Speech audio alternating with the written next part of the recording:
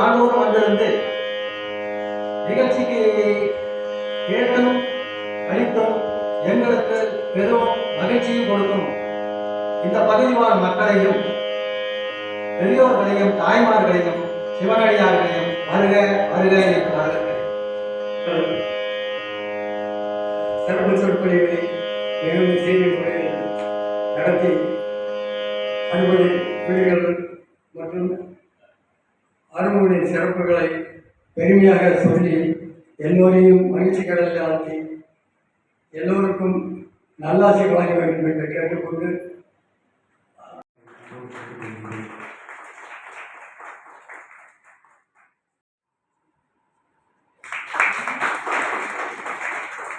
தொட்டு வணங்கி எனக்கு படித்த இன்றைய இந்த தலைப்பானது எம்பெருமான் முருகனுடைய அறுபடை வீடுகளின் சிறப்புகள்.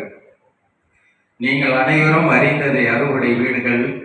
அறுபடை வீடுகளை சொல்வதற்கு எத்தனை காலங்கள் அவருடைய திருவிளையாடல்களை எல்லாம் நாம் அப்படி ஒவ்வொன்றாக சொல்கின்ற பொழுது அவ்வளவு காலங்கள் கேட்டாலும் இனிமையாக இருக்கும்.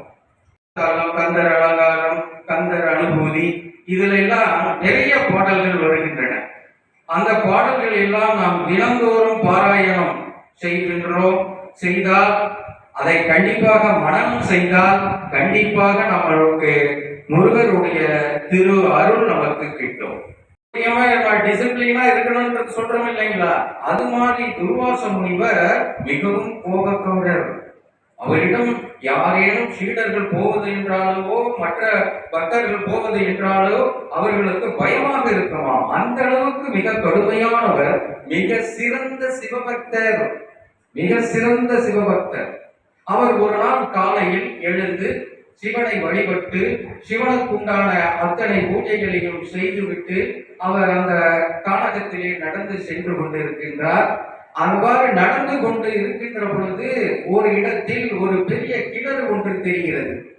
என்னடா இந்த கிணறு என்றும் இல்லாமல் இன்றைக்கு எனக்கு கண்ணில் படுகிறது என்று அந்த கிணற்றினை அவர் போய் எட்டி பார்க்கின்றார். எட்டி பார்க்கின்ற பொழுது அவர் நெத்தியிலே இட்ட அந்த திருநீர், அவர் நெற்றி பார்க்கின்ற பொழுது அந்த திருநீர் அவர் முகம் சுழிக்கின்ற பொழுது கண் சுருக்கம் ஏற்படுகின்ற பொழுது பாருங்கள், நமது நெற்றி ஒரு சின்ன ஆட்டத்தை காட்டும். அப்போ அவர் நெற்றியிலே அழிந்திருந்த அந்த ஒரு துளி திருநீர் கிணற்றில் விழுந்தது.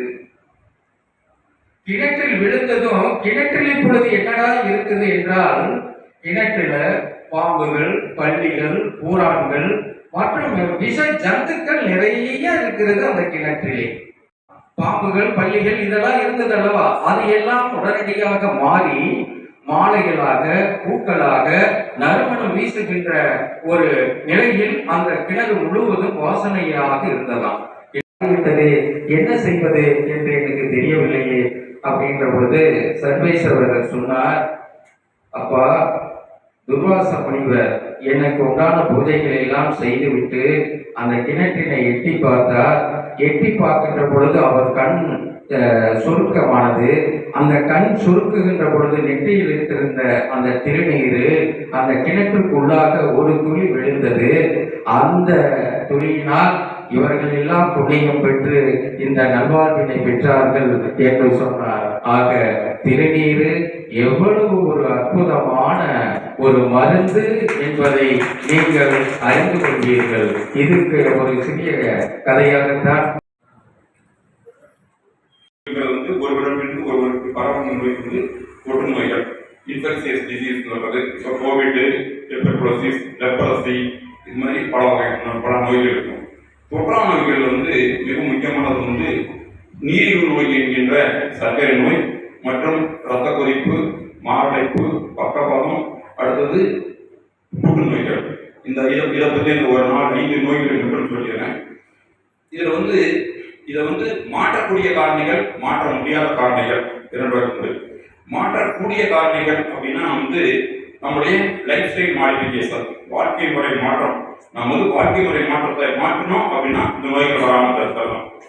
அடுத்தது நம்முடைய பழக்க வழக்கங்கள், ஒரு ஸ்மோக்கிங், அடுத்தது ட்ரிங்க்ஸ், இதெல்லாம் இல்லாம இருந்தவங்கன்னா இந்த நோய்கள் வந்து அண்டாமல் இருக்கிறோம். ஆனால் மாற்ற முடியாத காரணிகள் அப்படிங்கும்போது வயோதிகம். எல்லாருக்குமே வந்து பிறந்து குழந்தையாக இருந்து அடாலசென்ட் ஆகி வளரிளம் பருவத்திலிருந்து வளர்ந்த பருவத்திலாகி அடுத்து மிடில் ஏஜ் ஆகி ஏஜ் ஆயிரும். அதை வந்து மாற்ற முடியாது. ஏன்னா ஏஜ் ஆக நம்முடைய உடல் உறுப்புகள் ஒவ்வொன்றும் வந்து ஓய்வடைகிறது. கர்ப்ப காலத்தில் வந்து வருகின்ற கர்ப்பமானதுனால கர்ப்பஸ்திரீகளுக்கு வந்து 4வது வாரம் 6வது வாரம் 8வது வாரம்லாம் சர்க்கரை நோய் சர்க்கரையின் அளவை பார்க்கிறோம்.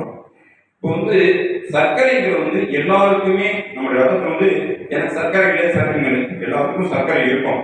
நார்மலாக வந்து ரத்தத்துல சர்க்கரை இருந்தால் தான் நம்முடைய உடல் வந்து கோடான கூடிய செல்களுக்கு வந்து அந்த ஆக்சிஜன், சர்க்கரை சத்து, புரதச்சத்து, கொழுப்பு சத்து இதெல்லாம் போய் சேரும் போது தான் நம்ம வந்து உயிர் வாழ முடியும். அதற்கான நோய்கள் வர வாய்ப்புகள் உண்டு.